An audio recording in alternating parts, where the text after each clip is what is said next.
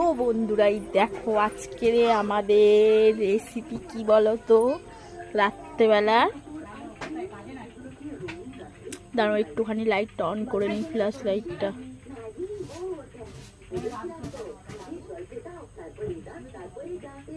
এই যে দেখো, এইটা হচ্ছে আজকে আমাদের রাতের ডিনারের খাবার। এইটা হচ্ছে কলা আলু তরকারি। হচ্ছে কি, এই কলা আলুর তরকারিটা কেন হচ্ছে আমাদের ঘরেতে রাত্রেবেলা?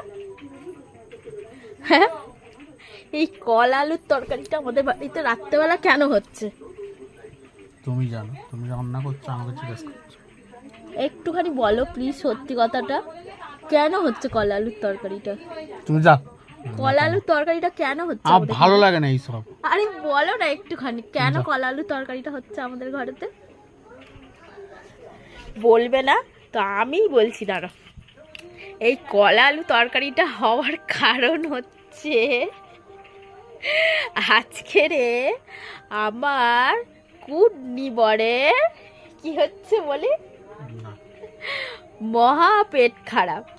তো সেই কারণে ওই পেট খারাপটা আটকানোর জন্য আজকে আমাদের ঘরের রাতের খাবার হচ্ছে কলা আলু তরকারি, নিরামিষ। আদা, এই আদা নয়, আদা কাঁচকলা হয় না, জিরে গোলমরিচ শিলে বেটে আর সঙ্গে একটু সাদা জিরে ফোড়ন দিয়ে নিরামিষ কলা আলু তরকারি। কারণ এই হচ্ছে মহারাজের পেট প্রচণ্ড খারাপ, এই পেট খারাপটাকে সারানোর জন্য আজকে হচ্ছে কলা আলুর তরকারি।